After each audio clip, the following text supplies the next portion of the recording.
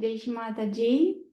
Good morning, dear brothers and sisters, and welcome to this morning meditation in preparation for Guru Puja. Let's try all to go deeper in our Guru Tattva, to establish our Guru Tattva deeper and deeper, together, always together, at the lotus feet of our Divine Mother, Shri Mataji Nirmala Devi.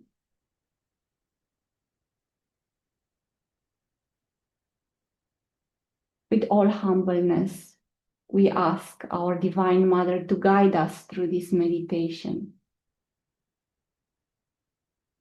and to bless us with thoughtless awareness.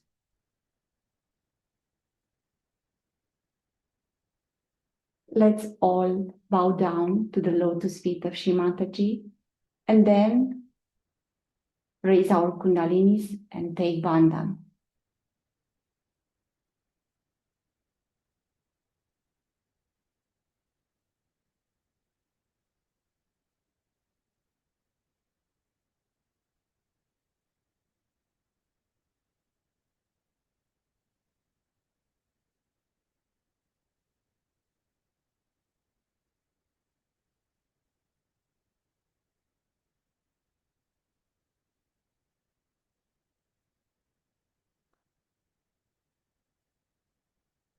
For a few moments, let's put our attention on Mother Earth and express our gratitude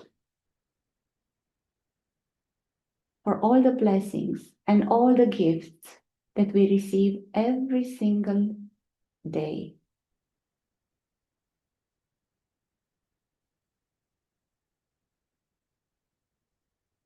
Let's try to meditate a few moments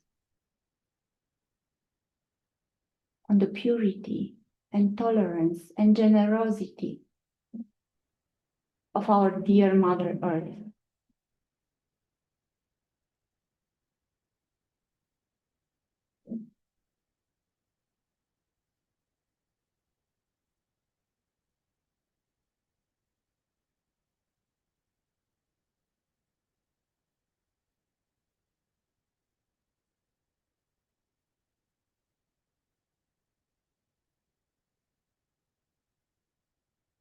Let's try to fully awaken the purity,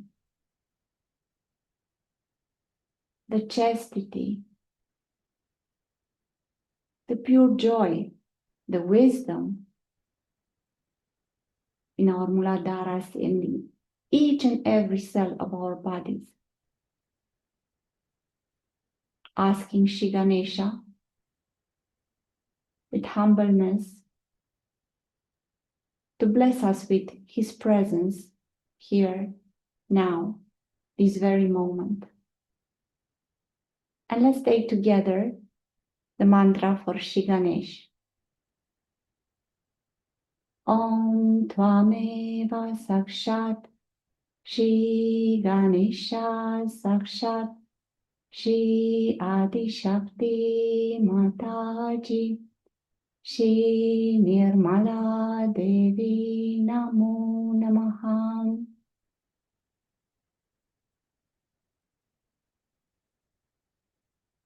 And let's stay with our attention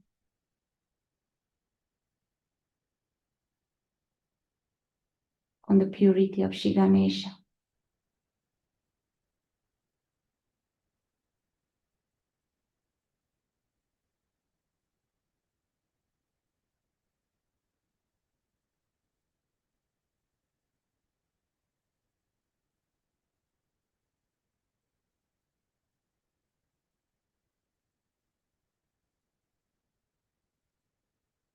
With the attention on our right Muladharas,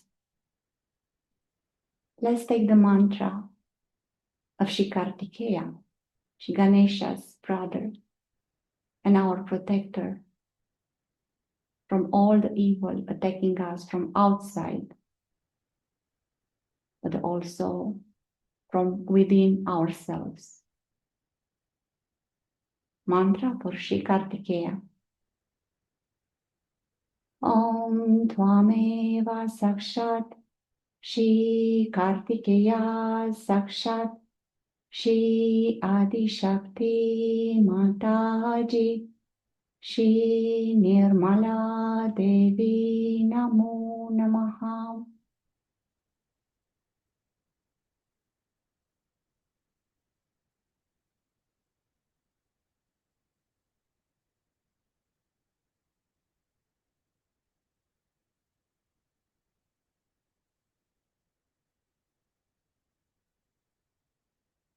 We will stay a little bit longer with our attention at the lotus feet of Shri Kartikeya, the lotus feet of our Divine Mother.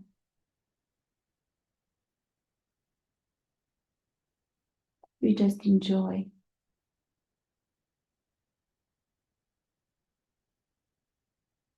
this moment, this peace inside,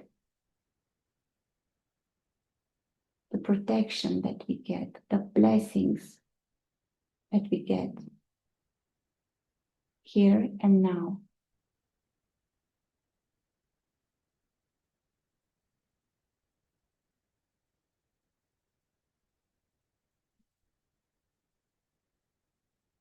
With our attention, we are checking the vibration in our left hand, right hand, and on the top of our heads in our sahasraras. It's like a divine triangle of vibrations in our hands and on the top of our heads. Let's take a few moments to enjoy these vibrations.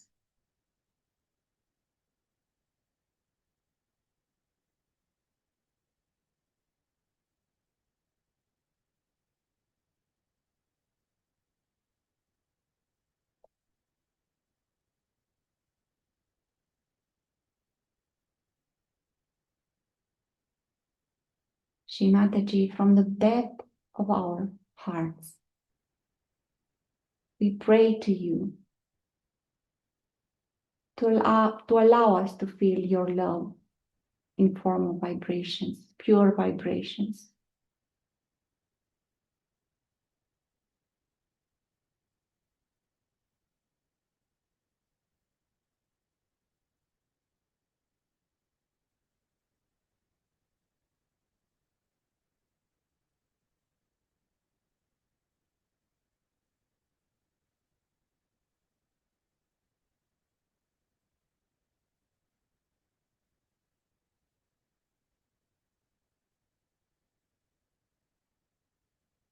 We move our attention on our void.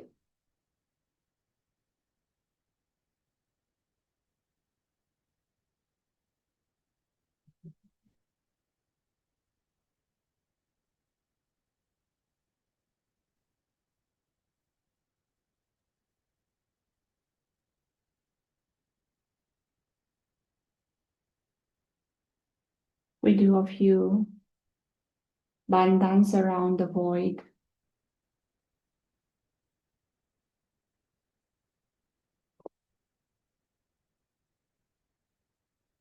Mother, please stay always at our side by side with us, crossing Bhava Sagara, the ocean of illusion.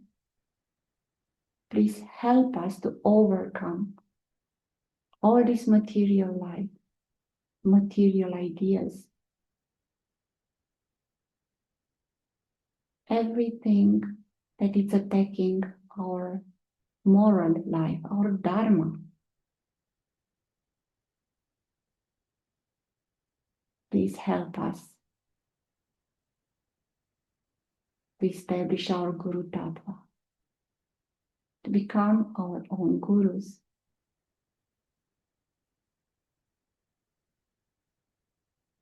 In discipline, in humbleness and humility.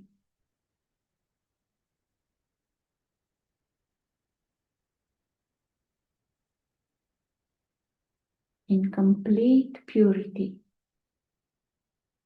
peace, harmony.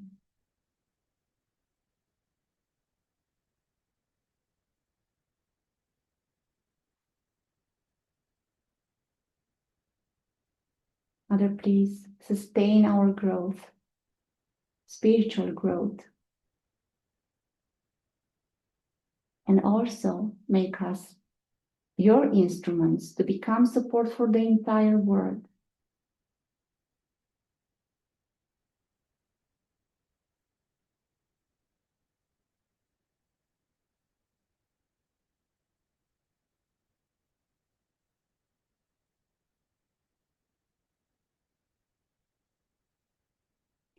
The Adi Guru Dattatreya.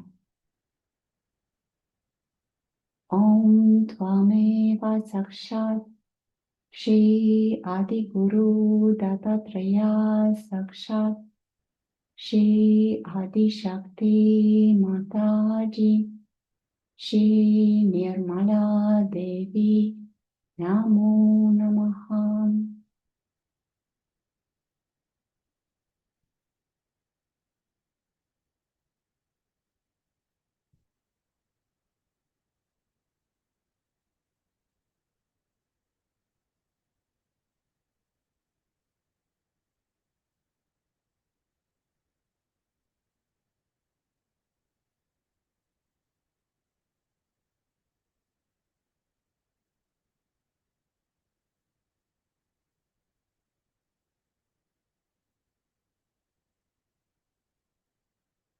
Tension on center navi.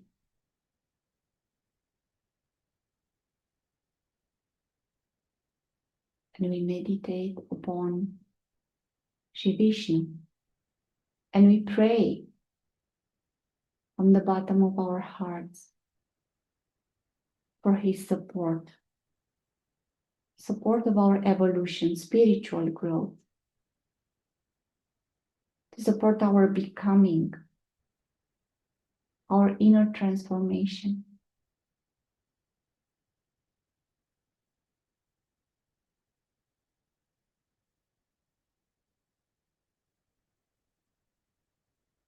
Shri Vishnu, please help us to become the best version of ourselves.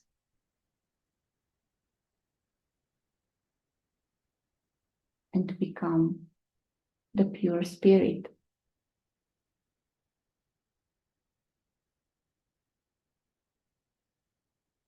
Mantra for Shri Vishnu. Om Tvameva Sakshat Shri Vishnu Sakshat Shri Adi Shakti Mataji Shri Nirmala Devi Namo Namaha.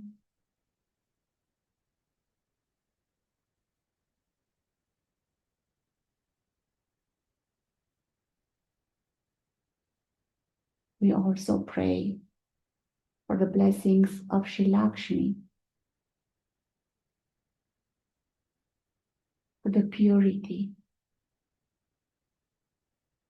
wealth, health, detachment.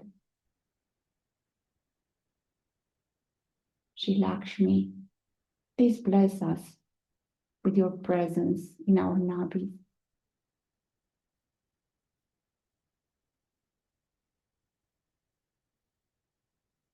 Mantra for Shri Lakshmi. Om Tvameva Sakshat Shri Lakshmi Sakshat Shri Adi Shakti Mataji Shri Nirmala Devi Namo Namaha.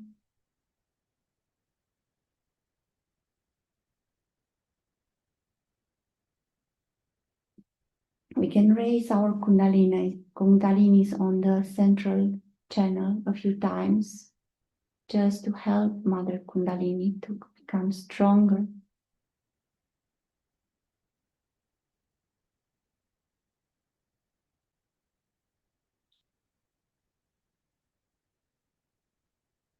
And we can check again with our attention the vibrations in our hands and in our sahasraras.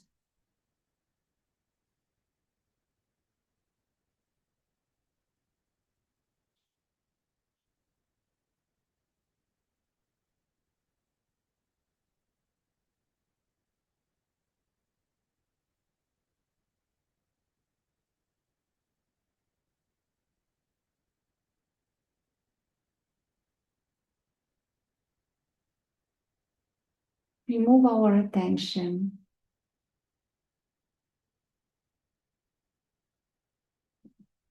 on our Vishuddhi chakras. And we give a few vibrations to this chakra.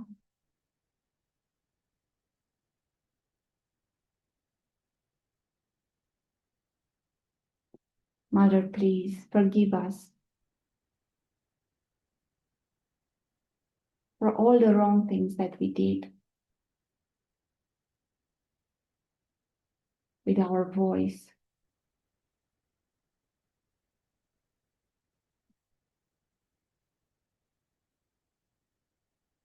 in expressing our respect to ourselves and towards others.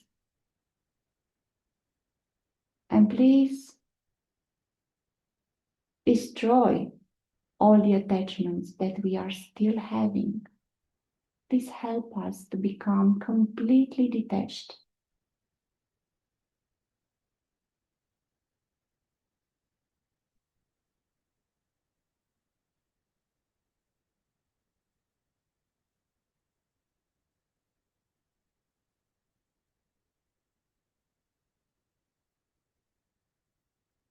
Om Tvameva Sakshat Shri Vishnumaya Sakshat Shri Vithala Rukmini Sakshat Shri Radha Krishna Sakshat Shri Adi Shakti Mataji Shri Nirmala Devi Namo Namaha. We meditate a few moments on our Vishuddhis and on the qualities of Shri Krishna.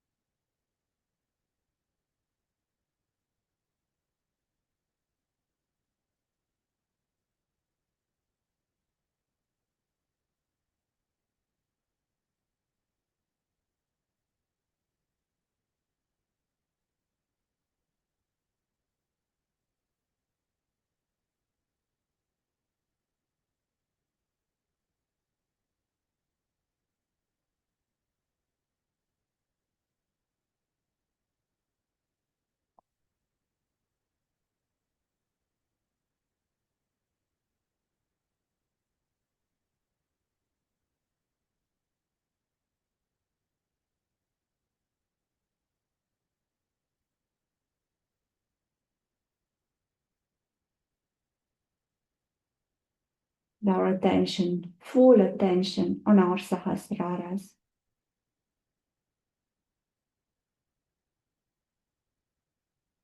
And also trying to raise our attention above Sahasrara in Artha Bindu.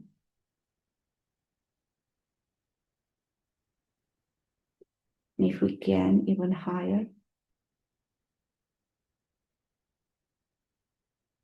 Our attention on Bindu chakra.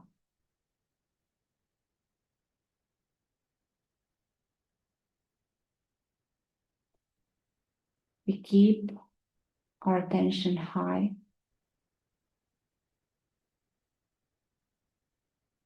and we close this meditation with the third Mahamantra, the last Mahamantra. Om Tvameva Sakshat Shri Kalki Sakshat Shri Sahasrara Swamini Moksha Pradayini Mataji Shri Nirmala Devi Namo Namaha.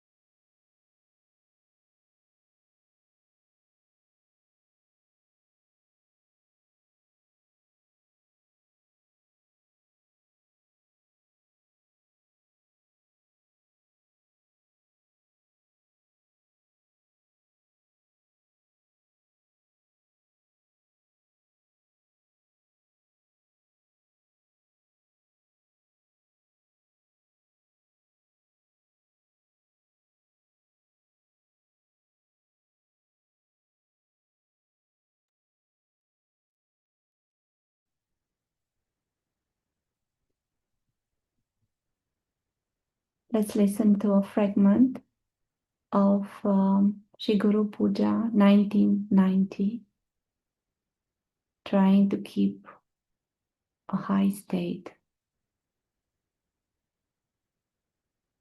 trying to absorb as much as we can from the golden words of Shri Mataji.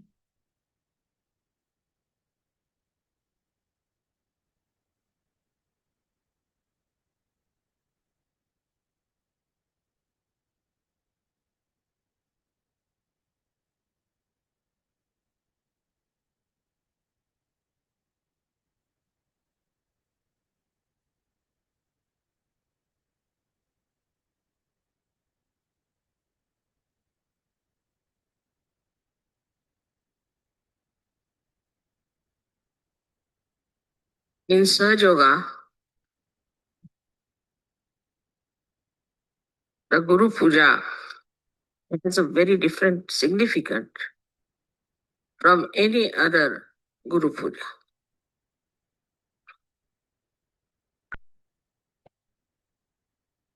When you worship your Guru, you are also worshipping the Guru within you.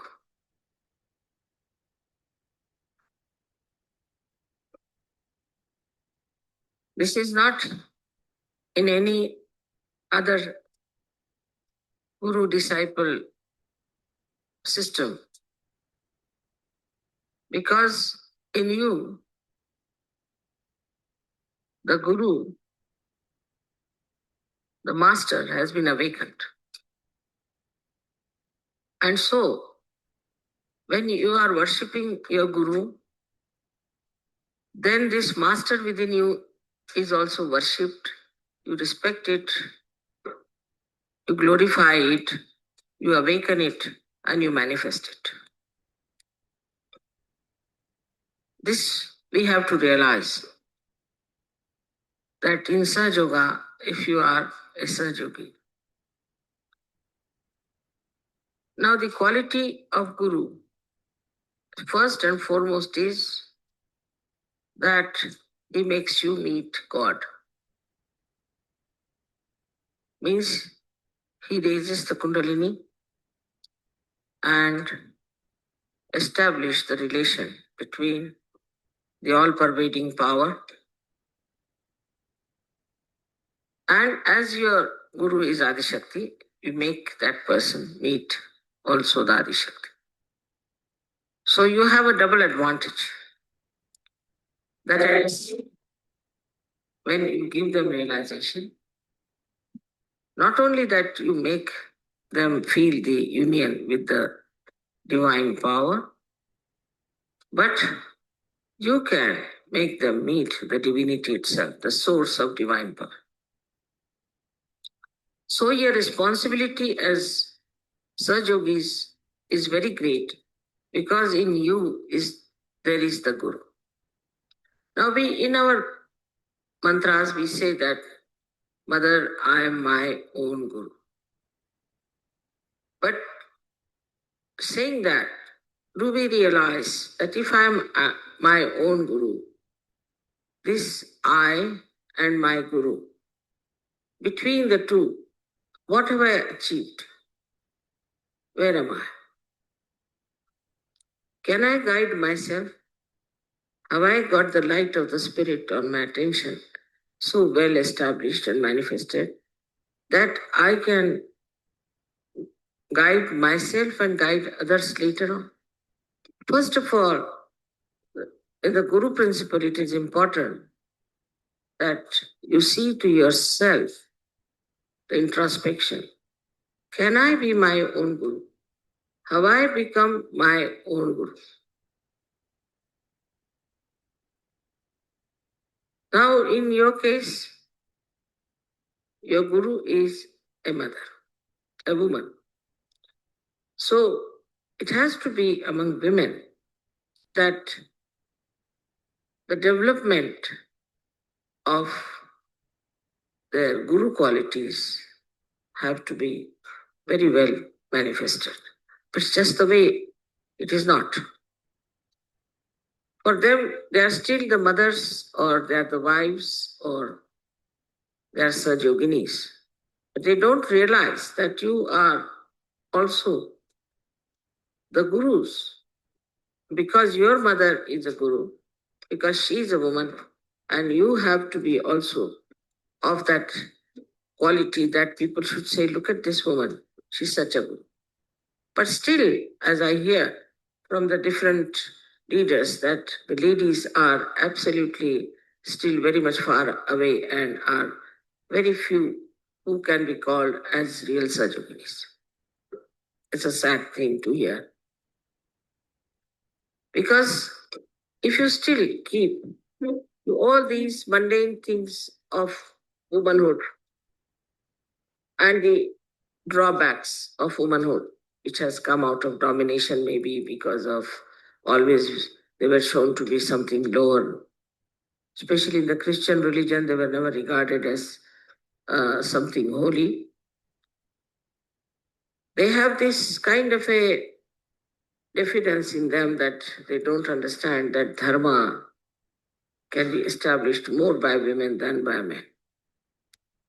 And the Guru's work is to establish the Dharma in the society, in the family, in relationships. All these Gurus, which are representing all these great symbols here, have done nothing but have established Dharma. But first of all, before establishing the Dharma, we should watch ourselves. Have we got Dharma within ourselves or not?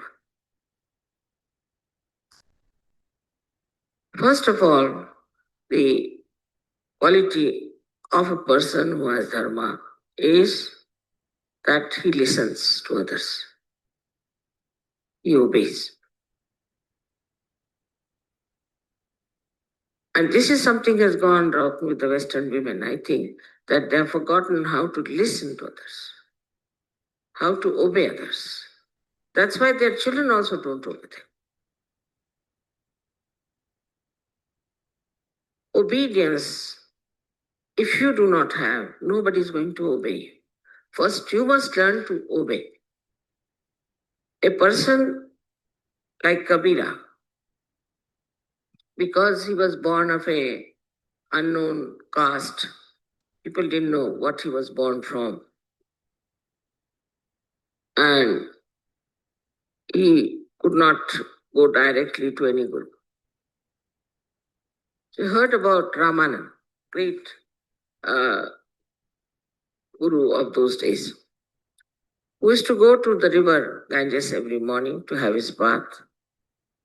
So one day on his steps, Kabira kept lying, and in the darkness, the guru could not see, and he touched him with his feet. He said, "Who are you?" So he said, "I'm Kabir, and I'm your disciple." And he caught hold of his feet. And when he caught hold of his feet, he said, "All right, come along." And then he became such a great saint in India. People know him more than they know his guru. He became so great. The basic thing is humility.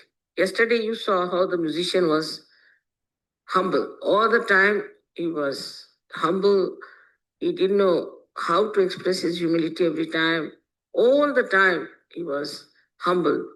Because in humility only you can receive the blessings. You can receive the quality that is of your guru. Now for a guru, as you have seen, that in my own way, in my own image, you have to come up. First of all, your life should be absolutely transparent.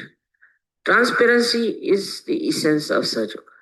Everybody should know what you are doing, where you are going, what is the way you live, what is the way you are behaving. I've seen people who are gurus, also in the sense that we call them leaders, or we can call them sub-gurus, or they cannot be called as priests, but I can say communication centers as they are. In them, you find that they are very fussy type of people. Always think about their body, always think about their comfort, always grudge about what's nobody looked after them, as if they suffer from persecution mania. Or they will grudge about food. I didn't eat my food for one day. It doesn't matter. For a guru, it's better to starve for about 3-4 days nicely, so that you get over this idea of hunger. You'll be surprised, since I'm here, I have not eaten anything much. I'm just drinking something, because just the guru has no hunger, right? Because it is in your stomach, the guru vibrations are so much that you don't feel like eating anything. So then what do you eat and how do you eat and all these things that we have given up to come to Sahaja Yoga. So even if leaders have this nonsense in their head, what do you get to eat? I mean, this is the basics, absolutely.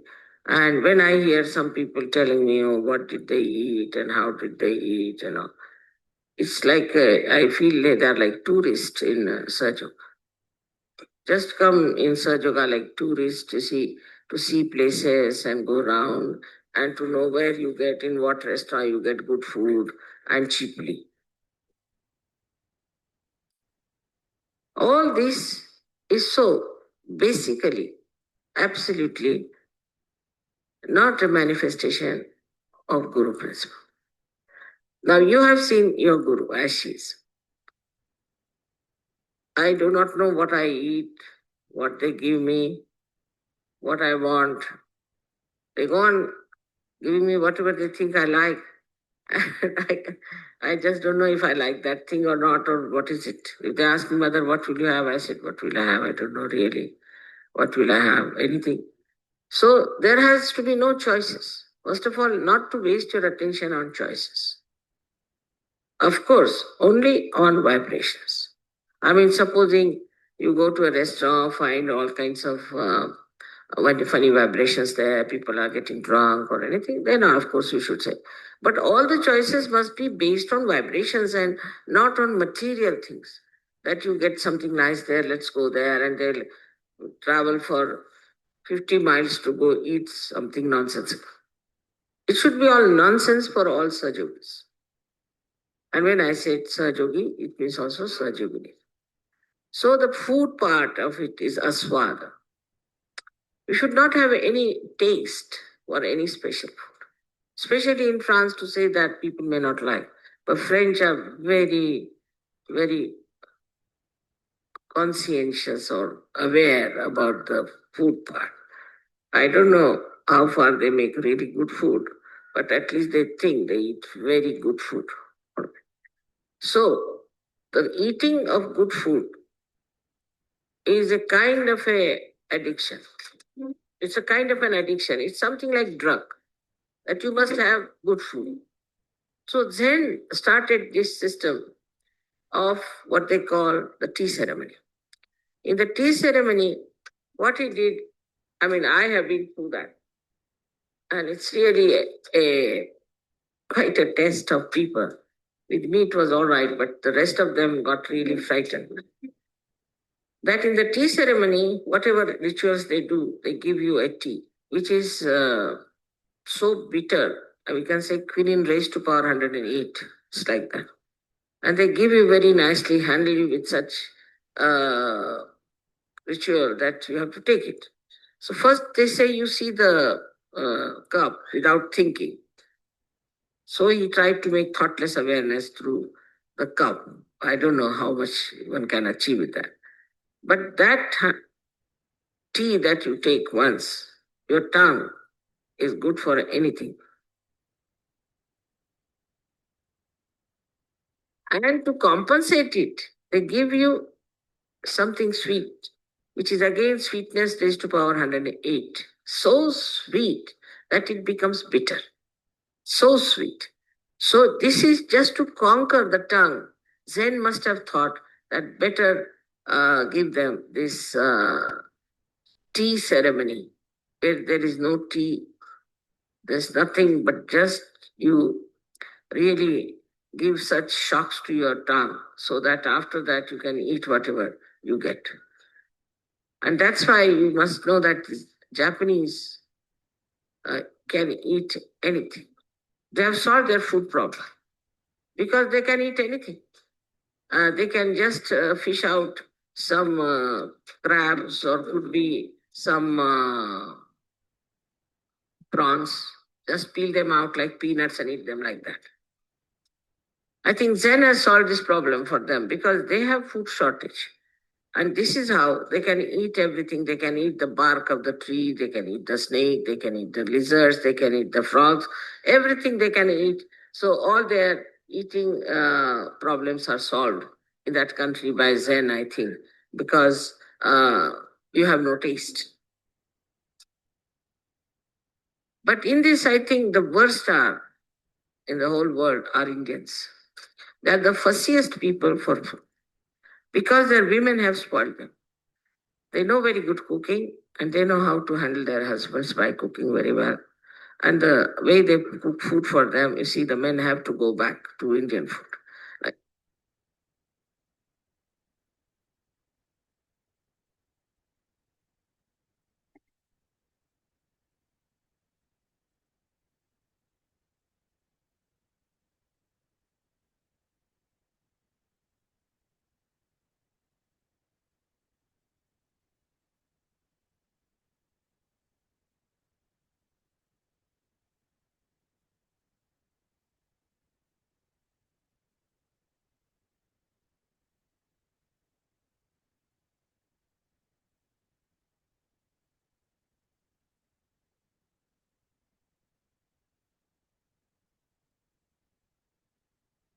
Mataji, thank you for the vibrations. Thank you for your teachings. Thank you for your patience. Thank you for your love. Thank you for all the blessings that you are pouring on us each and every moment.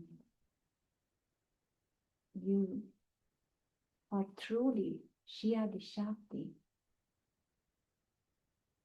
came here on this earth to teach us how to become gurus,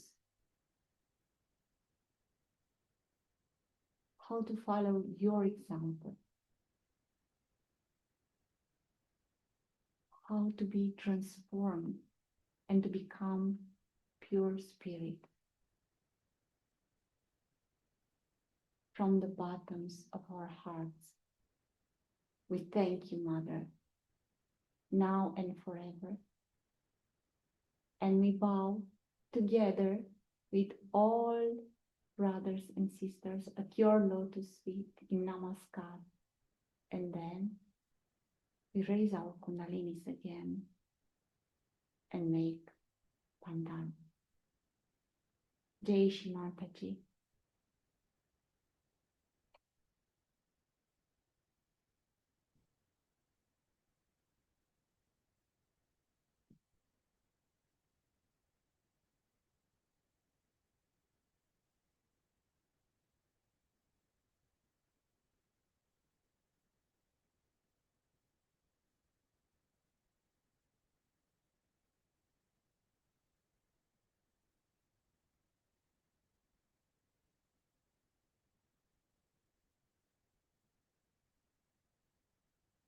Have a blessed day, everyone. Jai Shri Mataji.